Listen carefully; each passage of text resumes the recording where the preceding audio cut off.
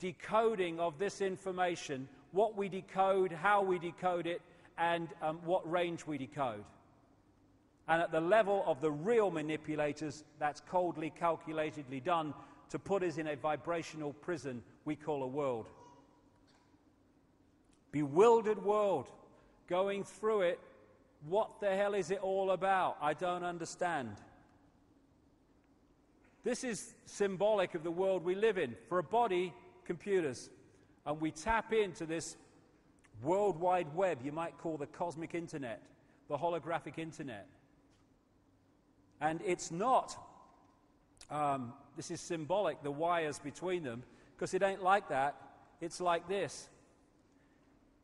This Brixton Academy has wireless internet. It's here, everywhere, around us. We can't see it. It's not affecting our perception at all. But if I tune this computer to that Wi-Fi wireless internet, on that screen will suddenly appear that internet, that reality. And what we're living in, where are we, is a holographic internet, and that information exists everywhere around us, and we're decoding it unknowingly, though not now, increasingly, into this reality we think is the world. And so you had that scene in the Matrix movie, the first one, where Morpheus says, the Matrix is everywhere. It's all around us, even now in this very room. You can see it when you look out your window or you turn on your television. You can feel it when you go to work, when you go to church, when you pay your taxes. It is the world that has been pulled over your eyes to blind you from the truth. What truth? That you are a slave, Neo.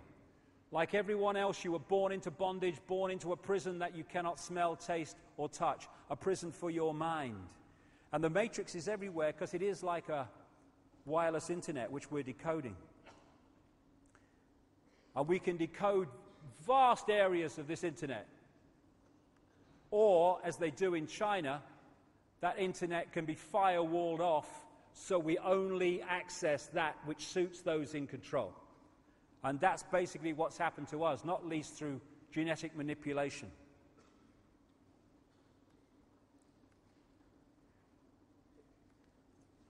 So what is reality? It's the frequency range that we are decoding, and it's how we are decoding it. So when you've got miracles, there are no miracles. No such thing. There's only understanding reality more than you are when you perceive them as miracles. How can it be that you can walk through fire in a certain state of consciousness and not get burned, and you can walk through fire in another state of consciousness and be in the ambulance in 10 minutes? It's simply your connection, your interaction with reality is different. If you believe, and it's programmed into the software, that if you put your hand in fire it will burn, it will burn. But if you can go to another level of consciousness that's beyond that, then you can walk through fire and not get burned, as many people do.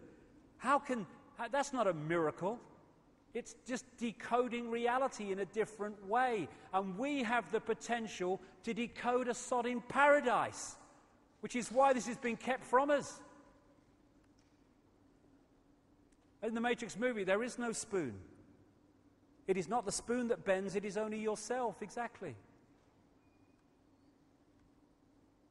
I saw this. Where there is love, there is pain. Bollocks. Bollocks. Only if you believe there is.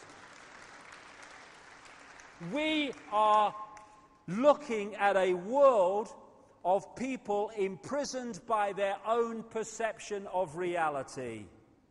There they are. There they could be. As William Blake said, if the doors of perception were cleansed, everything would appear to man and woman as it is, infinite. I think, therefore I am, said Descartes. I compute, therefore I am, on a body consciousness level. I am, therefore I am, in terms of infinite consciousness. That's who we are. What's your name? everything you can ever think of. And just go through this before. I've kept a time well, purely by bloody accident, mine. On one level, as I said earlier, this is a mathematical construct. This is one reason why things like numerology and numerological sequences are found all the time in secret society lore and stuff. And if you look at the codes of DNA, they've got a very digital mathematical feel about them. Same with DNA when you look at it. We are digital on one level. The Earth grid, as above, so below. The Earth is an energetic construct in the same way that we are, and it has a structure of energy lines called ley lines, meridian lines, whatever. And these are very geometrical in the way that they are laid out. Again, mathematics, geometry. And algebra, I like it, yeah.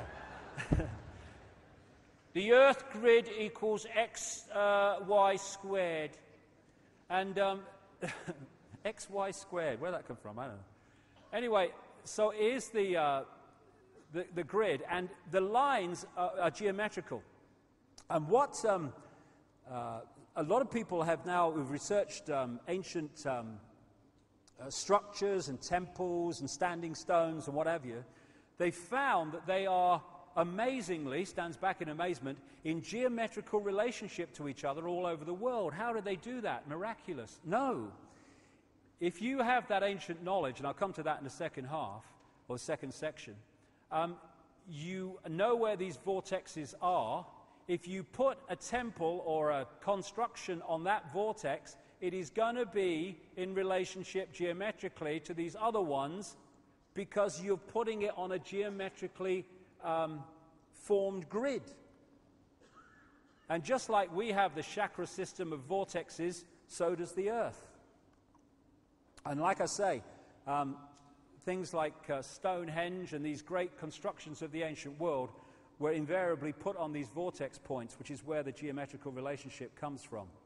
Also, because of this ancient knowledge I'll talk about when we've had a break, you find that these great ancient constructions and temples and amazing creations are using classic geometrical and mathematical codes like pi and golden mean, extraordinary.